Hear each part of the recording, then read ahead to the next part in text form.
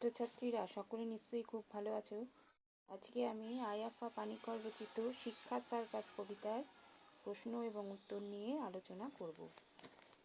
এর আগে তোমরা আমার ভিডিওতে শিক্ষা সার্কাসের সম্পূর্ণ কবিতার আলোচনা শুনেছ। আজকে আমি সেই কবিতার রচনাধর্মী প্রশ্ন এবং উত্তর নিয়ে আলোচনা করব। প্রশ্ন নম্বর 1। যদি সব শ্রেণী শেষ হয়ে যায় আমি তবু পরের শ্রেণীতে যাব। সব শ্রেণী শেষ হয়ে পরের শ্রেণীতে যাওয়া বলতে কী বোঝানো হয়েছে? উত্তর হবে, মালয়ালম সাহিত্যের পথিকৃৎ আয়াপ্পা পানিকর তার শিক্ষা সার্কাস কবিতায় আধুনিক শ্রেণীপাশের শিক্ষাকে তার কবিতায় রূপকের আকারে প্রকাশ করেছেন।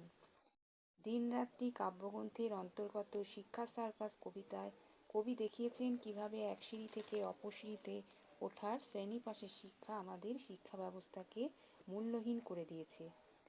শিশুর জীবনে শিক্ষার সূচনা থেকেই শ্রেণীপাশের শিক্ষা শুরু হয়।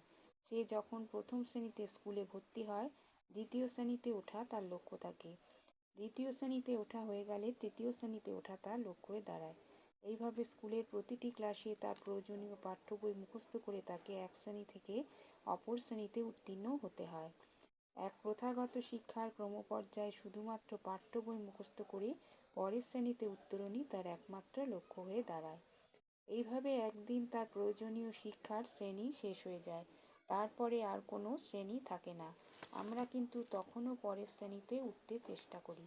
অর্থাৎ কবি বলতে চেয়েছেন সকলের থেকে উঁচুতে উঠতে চেষ্টা করি।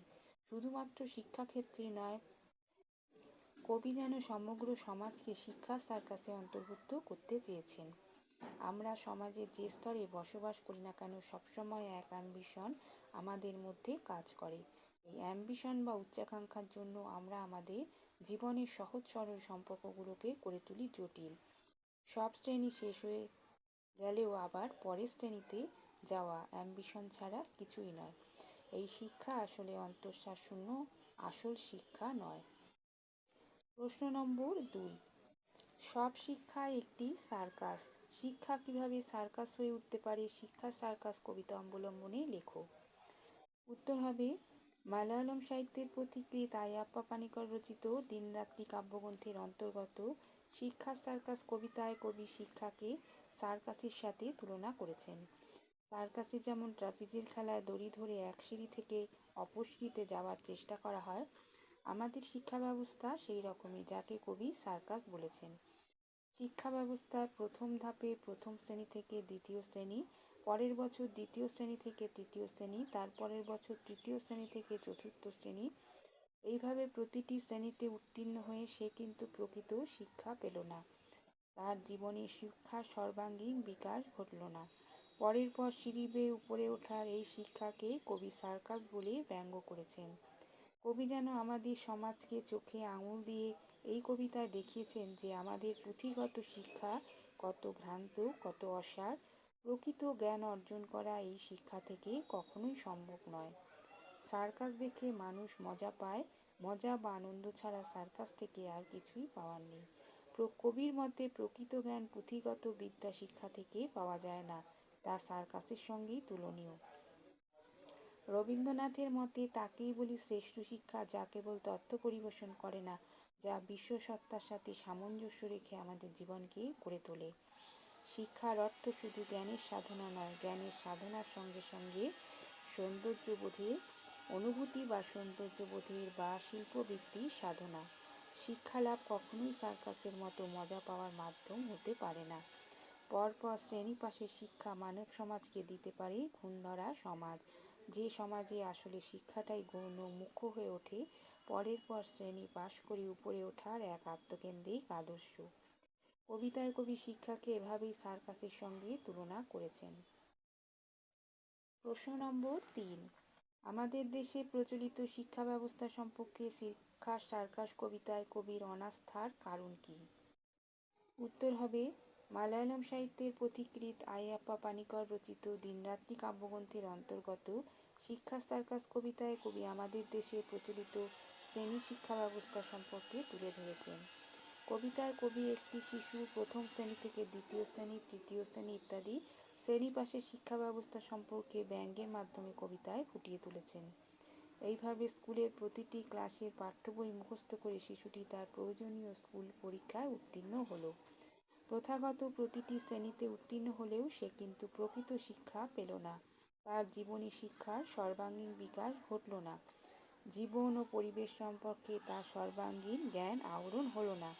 যে শিক্ষা শুধুমাত্র সীমিত পাঠ্যপুস্তকের সাহায্যে উপরে ওঠার শিক্ষা, সেই শিক্ষার মাধ্যমে কখনোই মনুষ্যত্বের পূর্ণ বিকাশ সম্ভব নয়। একদিন এই শ্রেণী পাশের শিক্ষাও শেষ হয়ে যায়। কবি কবিতায় বলেছেন, আমরা তবুও পরের শ্রেণীতে উঠতে চেষ্টা করি। আমরা সমাজের যে স্তরে বসবাস করি না কেন, সব সময় এক অ্যাম্বিশন আমাদের মধ্যে কাজ করে। শিক্ষার এই অসঙ্গতি বা উচ্চাকাঙ্ক্ষার জন্য আমরা আমাদের জীবনের সহজ সরল সম্পর্কগুলিকে করে তুলি জটিল, ভয়ঙ্কর, ক্রোধ জর্জরিত। সেখান থেকে উৎপন্ন হয় যুদ্ধ, দাঙ্গা, হাঙ্গামা, অশান্তি। মানুষে মানুষে, দেশে দেশে, রাষ্ট্রে রাষ্ট্রে। আসলে শ্রেণীপাশের এই অন্তঃসার শূন্য শিক্ষা কবির মতে সার্কাস ছাড়া আর কিছুই নয়। এই শিক্ষা মানব সমাজকে দিতে পারে এক গুণ ধরা সমাজ, যে সমাজে শিক্ষাটাই গৌণ, মুখ্য হয়ে ওঠে পরের পর শ্রেণী পাশ করে উপরে ওঠার এক আত্মকেন্দ্রিক আদর্শ। কবিতায় কবি মুখস্থ সর্বস্ব শিক্ষাকে আক্রমণ করেছেন। আমাদের দেশের প্রচলিত শিক্ষা ব্যবস্থার মধ্যে যে অসারতা আছে, শিক্ষার সার্কাস কবিতাটির মধ্য দিয়ে কবি যেন তা মনে করিয়ে দিতে চেয়েছেন। প্রশ্ন নম্বর 4, সে যেখানে গেছে সেটা ধোঁকা। ধোঁকা শব্দটি ব্যবহারের মাধ্যমে কবির কোন মানসিকতার প্রকাশ ঘটেছে? উত্তর হবে মালয়ালম সাহিত্যের পথিকৃৎ আয়াপ্পা পানিকর রচিত দিনরাত্রি কাব্যগ্রন্থের অন্তর্গত শিক্ষার সার্কাস কবিতায় কবি আমাদের দেশের শ্রেণী পাশের শিক্ষা ব্যবস্থাকে ব্যঙ্গের মাধ্যমে কবিতায় তুলে ধরেছেন। কবির মতে প্রথম, দ্বিতীয়, তৃতীয়, চতুর্থ শ্রেণী পাশের এই শিক্ষার মাধ্যমে মানুষের সঠিক জ্ঞান আহরণ হয় না। শ্রেণী পাশের এই শিক্ষা হল উঁচুতে ওঠার শিক্ষা। তাই এই শিক্ষা থেকে যে জ্ঞান আহরণ হয় তা ধোঁকা ছাড়া আর কিছুই নয়। যে শিক্ষা শুধুমাত্র সীমিত পাঠ্যপুস্তকের সাহায্যে উপরে ওঠার শিক্ষা, সেই শিক্ষার মাধ্যমে কখনোই মনুষ্যত্বের পূর্ণ বিকাশ সম্ভব নয়। প্রকৃত জ্ঞান পুঁথিগত বিদ্যা শিক্ষা থেকে পাওয়া যায় না। তাই শিক্ষার জ্ঞান ধোঁকা। প্রকৃত জ্ঞান জীবন থেকে, সমাজ থেকে আহরণ করতে হয়। প্রকৃত জ্ঞান অর্জনই আসল শিক্ষা। প্রকৃত জ্ঞান কখনোই ধোঁকা হতে পারে না। শিক্ষা মানে কোনো বৃত্তিমূলক লক্ষ্যে পৌঁছানো নয়, অথবা ডিগ্রি অর্জনই নয়। ব্যক্তিত্বের সর্বাঙ্গীন বিকাশের নামই শিক্ষা। এই বিকাশ মনুষ্যত্বের সমাজের প্রতি কর্তব্য ও দায়িত্ববোধের। প্রযুক্তিবিদ্যার মানব কল্যাণের বিস্তার ও লোলুপ মানুষের আকাশছোঁয়া চক্রান্তে মানুষ আজ প্রকৃত শিক্ষার থেকে দূরে সরে যাচ্ছে। তাই শ্রেণী পাশের অন্তঃসার শূন্য এই শিক্ষা কবির কাছে ধোঁকা ছাড়া আর কিছুই নয়। প্রশ্ন নম্বর 5, শিক্ষার সার্কাস কবিতার নামকরণের সার্থকতা আলোচনা করো। উত্তর হবে নামকরণ যে কোনো সাহিত্যেরই গুরুত্বপূর্ণ বিষয়। নামকরণ দেখে সাহিত্যের বস্তু সম্বন্ধে অনুধাবন করা যায়। কবিতার ক্ষেত্রেও একটি নামকরণ কবিতাটিকে করে তোলে পাঠক মনের অনুভূতি কেন্দ্রিক একটি বিষয়। নামকরণ দেখেই কবিতাটি পড়ার প্রতি পাঠক মনের আগ্রহ জন্মায়। মালয়ালম সাহিত্যের পথিকৃৎ আয়াপ্পা পানিকর রচিত দিনরাত্রি কাব্যগ্রন্থের অন্তর্গত শিক্ষার সার্কাস কবিতাটি নামকরণের সঙ্গে সাযুজ্য রেখেই রচিত হয়েছে। দুই বন্ধুর কথোপকথনের ভঙ্গিতে রচিত সংক্ষিপ্ত কবিতাটিতে কবি আমাদের দেশে প্রচলিত শ্রেণী পাশের শিক্ষা ব্যবস্থাকে সার্কাসের সঙ্গে তুলনা করেছেন। সার্কাসের ট্রাপিজের খেলায় যেমন এক সিঁড়ি থেকে অপর সিঁড়িতে ওঠার চেষ্টা করা হয়, আমাদের শিক্ষা ব্যবস্থাও তেমনই। প্রথম, দ্বিতীয়, তৃতীয়, চতুর্থ পরপর শ্রেণী পাশ করে উপরে ওঠার চেষ্টা। একটি শিশু প্রথাগত পাঠ্য বই মুখস্থ করে স্কুলের প্রতিটি পরীক্ষায় উত্তীর্ণ হলেও সে কিন্তু প্রকৃত শিক্ষা পেল না। তার জীবনে শিক্ষার সর্বাঙ্গীন বিকাশ ঘটল না। মনুষ্যত্বের পূর্ণ বিকাশ ঘটল না। কবির মতে প্রথাগত স্কুল শিক্ষা সার্কাস ছাড়া কিছুই নয়। এই শিক্ষা থেকে যে জ্ঞান আহরণ হয় তাও ধোঁকা। প্রকৃত জ্ঞান সমাজ জীবন থেকে আহরণ করতে হয়। রবীন্দ্রনাথের মতে তাকেই বলি শ্রেষ্ঠ শিক্ষা, যা কেবল তথ্য পরিবেশন করে না, যা বিশ্বসত্তার সঙ্গে সামঞ্জস্য রেখে আমাদের জীবনকে গড়ে তোলে।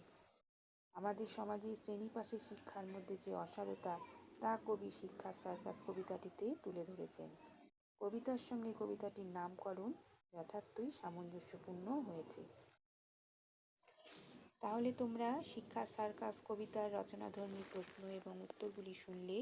এই প্রশ্ন এবং উত্তরগুলি থেকে তোমরা উপকৃত হলে ভিডিওটি তোমরা লাইক করবে, বন্ধুদের শেয়ার করবে, চ্যানেলে নতুন হয়ে থাকলে চ্যানেলটিকে অবশ্যই সাবস্ক্রাইব করবে এবং পরবর্তী নোটিফিকেশনের জন্য পাশের বেল আইকনেও ক্লিক করবে। আজ তাহলে এ পর্যন্তই।